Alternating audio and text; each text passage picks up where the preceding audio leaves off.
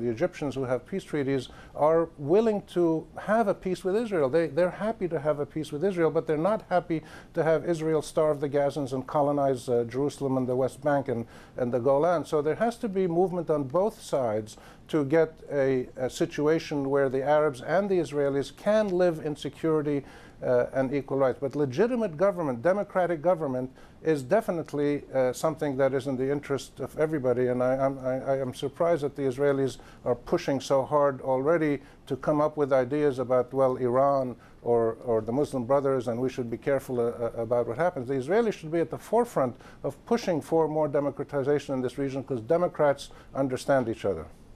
Let's take a caller now, Riyadh from the UK. Riyadh, go ahead. Yes, it's primarily, I don't really believe there is any democracy neither in the Zionist entity nor in the Arab world. Because if you define democracy as having parliament or having a satellite or having mobile telephone, the whole country or the whole of these countries have. But do they have a human right or a freedom? The answer is no. So what you have in Israel, in the Zionist entity, is a military dictatorship. You look at their history, from inception up to now, every single rulers who came into power, they are ex-generals. But they have the pretext. They have for the front of parliament, of election. You have the same thing in Egypt, in Tunisia, in Iraq, in the whole Arab world. Okay. They have the same facilities. Okay. Okay, Riyadh, I'm going to pose that to Gil Hoffman. Thanks a lot for your call, Gil. Riyadh from the UK basically saying even Israel's democracy is under question. He calls it a military dictatorship. Netanyahu has never been a general. His predecessor, Ehud Olmert, who offered the Palestinians 100% of the West Bank, was not a general. We have 13 members of Knesset that are not Jewish. The Arabs enjoy democracy here in Israel that the Egyptians wish they had, and throughout the Arab world wish they had. And you know what? What's really important to say here is this has nothing to do with Israel, that no one who came to Tahrir Square cares about what's going on in Israel or with the Palestinians. They're there to demand their own freedom.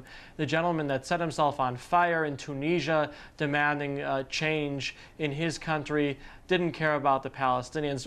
What has happened over the last few weeks has really shown the world that it was a fallacy, that the Arab world had to wait to achieve their freedom until there would be an agreement between Israel and the Palestinians. The world was saying that for so long, and meanwhile they were letting hold on a second. Hold on a second. I think you're diverting us for a second, because the question over Israel's democracy is a valid one, is it not? I mean, looking at your democracy, you mentioned peace overtures, as you claim, from Ehud Olmert, but Israel has democratically elected a government who continues an occupation which is into its 44th year.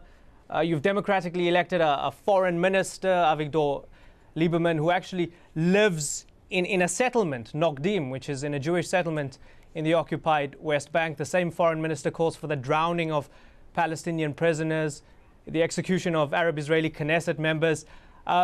So, I mean, groups like the Muslim Brotherhood have never had the opportunity to be in power, so we can't judge their democratic credentials, even if they do win, but we can rightfully judge yours, can't we? Who's the bigger threat to the region?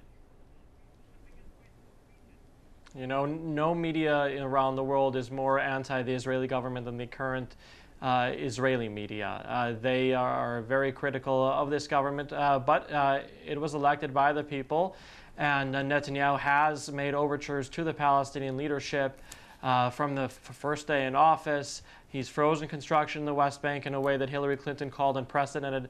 Avigdor Lieberman said he would give up his own home. He would have his own community be evacuated for a peace agreement with the Palestinians. And they haven't been willing to come to the table for their own reasons. And what's going to be going on in Egypt now may make the Palestinians even more recalcitrant, because they'll say, look, Obama abandoned his support for Mubarak. Maybe he's going to abandon his support for Israel as well.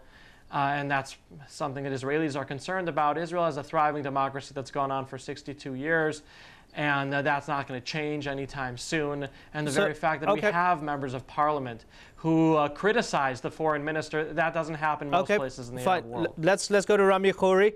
Rami Khouri, there seems to be an additional fear here that Gil brought up, the fact that the Israelis feel that Obama might abandon them. But as far as I remember, that $3 billion or so US dollars per year seems still to be flowing to Israel. Right. I think the Israelis clearly and I think rightly are really worried about being isolated and being subjected to what they call a campaign of international delegitimization. Israelis feel this, and we can hear it in the other two guests' comments, but I think this is mostly the result of their own policies. The Israelis have to understand that people judge them by their actions, by their behavior, what they actually do on the ground, what they did with the Goldstone report, what they did with the General Assembly resolutions and Security Council resolutions about the Golan, about not Judaizing, occupying Jerusalem, about so many issues. Israel has been criticized and condemned more by the Security Council than anybody in the world. So we judge the Israelis by what they do. And they are concerned about the future. They look around, they see Hezbollah is strong in Lebanon, they see Hamas in Gaza, they see Islamic groups doing well all around the region. They should be worried, because a lot of these groups are growing partly because of what they criticize about Israeli behavior. But when the Israelis behave decently and normally and in a law-abiding way, the Arabs are perfectly willing to make peace with them and coexist and trade and have normal relations, as the Jordanian and Egyptian peace treaties that have held prove. So I think the Israelis should really wake up and just re-examine what they're doing and look again at the opportunity to engage with the Arab world, to negotiate a reasonable peace that is fair to both sides, to the Jewish dominant state, Israeli state, and to the Jewish majority, and to the Palestinians. So this is a huge opportunity for the Israelis, and I urge them to leave the propaganda and just get on with the business of making peace according to law. Okay, let's go to Mir Javidan. Mir, both the Israelis and the Iranians, interestingly, and you wrote about this as well, seem to be drawing comparisons between what's happening in Egypt and in the region in general to Iran 1979, one fearing it and the other championing it. Isn't that maybe a bit of a false comparison? Isn't this closer to Berlin 1989? Well, if it would be close to Berlin 1989 if the whole of the Arab world was about to change. And if that starts to happen, and if we see dictatorships falling all around the Arab world, I think then Berlin would be a better an example. But for now, the Iranian government is very worried that people in Iran are going to look at people in Egypt, and that the fact that they're coming out in the streets asking for their freedom, and they may want to do that again, just as they did after June 2009. So in order to deflect that comparison, they're trying to say, no, no, no, what the people of Egypt want is what we are here for, what we had a revolution for in 1979, and not the demonstrations, not because of the demonstrations last year. And the Israeli government is saying that, well, they have a concern because Ayatollah Khomeini, and I'm also Iranian as well as being Israeli, my family lived in Iran during the revolution and 8 years after. We remember that Ayatollah Khomeini promised democracy, and in fact in Iran there was democracy for about 18 months after the revolution, but he suddenly stopped it and he started going after all the parties, and democracy finished. So I think that's another reason why the Israeli government is worried that this is going to turn into another Iran. But one point I have to add, and I have to agree with Rami here, Israel needs to strategic realignment in this region. We have lost an ally, we need realignment, and the best way, and in terms of effectiveness, the most powerful way is to restart negotiations with the PLO, stop building settlements in the occupied territories against the wishes of everybody, including our own friends in the United States, because this is only self-damaging and it isolates us. Okay, fair point. Quite a few fair points there. Indeed, let's take another phone call from Brent in D.C. Brent, go ahead. Yeah, and thank you. And I'm a columnist for the Hill newspaper here in Washington. The advice that I have offered people in the U.S. high up in the government, which hasn't been taken yet, is what we should have in Cairo right now is an interim government with 3 people, one of whom in the power structure should be El-Baradei, or a clear voice for the political opposition with credibility with the political opposition.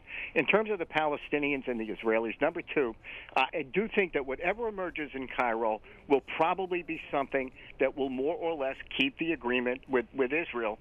But more than that, I would love, since we're all giving advice, for my friends in Israel, and I consider them friends, to appoint a unity government that involves all the major political parties in Israel and make an offer to the Palestinians to fully test the capabilities of an agreement, which will ultimately look like it looked at the end of the 1990s. I think everyone knows that follows this, more or less 90% of how it plays out. It's going to look like where it was at the end of the 90s with Clinton, Barack, and Arafat. Let's try to make the deal and cut out the inflammatory